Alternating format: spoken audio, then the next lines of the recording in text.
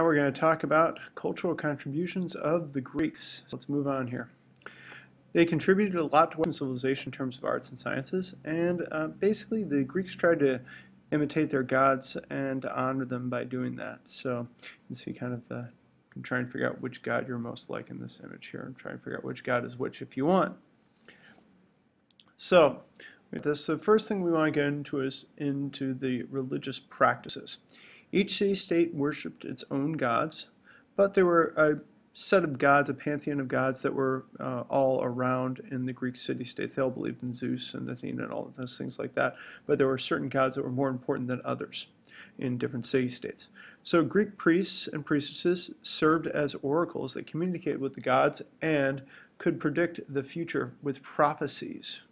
Sometimes these were kind of confusing, but, well, that's the problem with the prophecy. Now, the gods and goddesses of Mount Olympus, there were 12 major gods and goddesses. They had different duties. Zeus, the sky; Poseidon, the seas and oceans; and let's see, Demeter, plants and crops and things like that; Hestia, all these things like that. All these different gods and goddesses had their own unique aspects to them. And the Greeks believed that in the importance of the individual person, unlike earlier people, they weren't as focused on that. They built temples with statues and altars and believed that the gods actually lived in the temples. And this is just an image of a temple over here with some different aspects that are common in temples.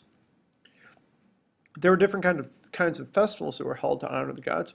One of the most famous ones are the theatrical presentations that honored Dionysus, and then also the Olympics for Zeus.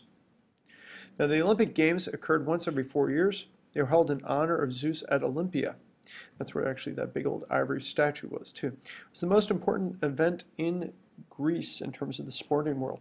And athletes came from all over the world, different Greek parts of the world, to participate. Only men were allowed to participate, and women couldn't even watch. There were different events, including chariot racing, boxing, pancratium, which was no rules combination of boxing and wrestling, and a 5-event pentathlon.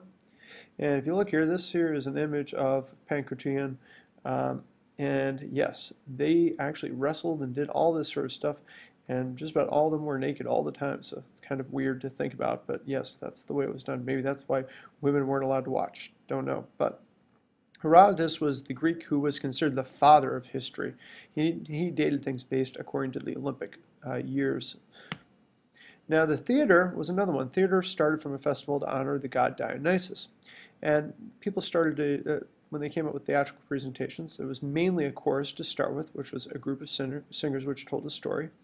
And sometimes they had these things called soliloquies, which were one person speaking to the audience. And these are just some examples of masks that might have been used.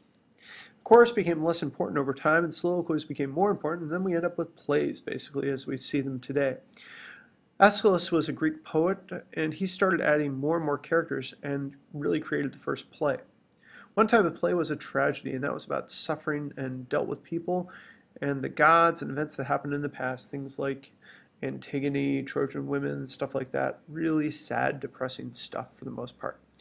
Aeschylus, Sophocles, and Euripides were all famous writers of tragedy, and comedies were also developed later and were about the present. Generally, people probably remember more about the tragedies than they do the comedies today in Greek literature. The greatest writer of comedies was a guy named Aristophanes, and the plays were performed at festivals, and only men could act in them. This is an example of how Greek theater would have been set up there. The actors wore large masks, sometimes with a way of projecting their voice on the inside. And the plays were free, and state supported putting them on to helped fund them. Now, in terms of science, the Greeks emphasized the ability to reason and to learn. It's kind of interesting considering they believed in all these gods as well. The study of nature and wisdom was called philosophia. That was the root word for philosophy. And again, cow philosophy there. Now, Socrates is probably known as the greatest philosopher, one of the greatest Greek philosophers. He was someone who taught a lot of people. He tried to teach people how to think step by step. He did a questioning method called the Socratic method. Throw a question out there, then ask people to explain it and have a big discussion about it. Some liked Socrates' teachings, others thought he was a threat to society because he made people question things that they shouldn't question. And eventually he was put on trial when he was 70 years old, so it was still a pretty long life. The people who didn't like him put him on trial for trying to overthrow the government and not believing in the gods and corrupting the young. He was found guilty and forced to drink a drink called hemlock, which was a poison, and he died. This is an image of him. Now, Plato was one of Socrates' students, and this is how we know most about Socrates from Plato. Now, Plato set up a special school that was to train leaders called the Academy, and he thought only the wise and good should rule. So it's not everyone should rule. This is famous from his book, The Republic. This idea of, do we actually see what's going on, or if we grow up the entire time as an audience, we never see what's going on for real.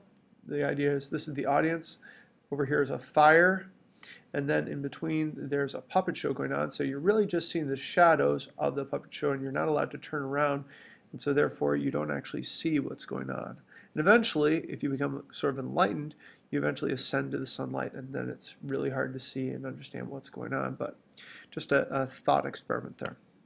Now, he wrote about the ideal state in a book called The Republic. This was the first book on political science and the study of politics and government. Now, Aristotle was one of Plato's students, and he became a teacher. He taught Alexander the Great, actually, as well. Aristotle believed that by paying close attention, the world could be classified into different categories. Now, Aristotle used a scientific method, which meant that a person collected information, came up with a hypothesis, which was a possible explanation, and then tried to test it. Aristotle developed syllogisms, which is a type of logic statement. Cats are fuzzy, Spot is a cat, therefore Spot is fuzzy is an example of a syllogism. Now, up until really the Copernican universe was figured out, this was the Aristotelian universe, and yes, that would be an example of a mistake by Aristotle, the Earth at the center. Kind of interesting, though. Now, discoveries and inventions. The Greeks made important discoveries without modern-day tools. Didn't have microscopes, didn't have telescopes, all that sort of stuff like that. They were able to determine some natural laws that govern the world. This here is actually what they believe in terms of elements, and that things were a different mix of these different things. So fire and earth, water and air. And basically you still get that in some literature today. And in between those were the different things like dry, wet, hot, and cold. The Greeks were the first to develop the science of medicine really effectively. We're not talking about the Chinese. The Chinese also developed medicine as well, but that's on the other side of the world. We're talking about the Western civilization at this point. Hippocrates is known as the father of medicine, scientific medicine. He started looking for natural causes instead of spirits as causing illness. Hippocrates had a list of rules for doctors to follow, which is still followed today, including taking care of the sick, honoring teachers, to never give poisons, and to keep patients secret. This is a symbol that is still used today by doctors.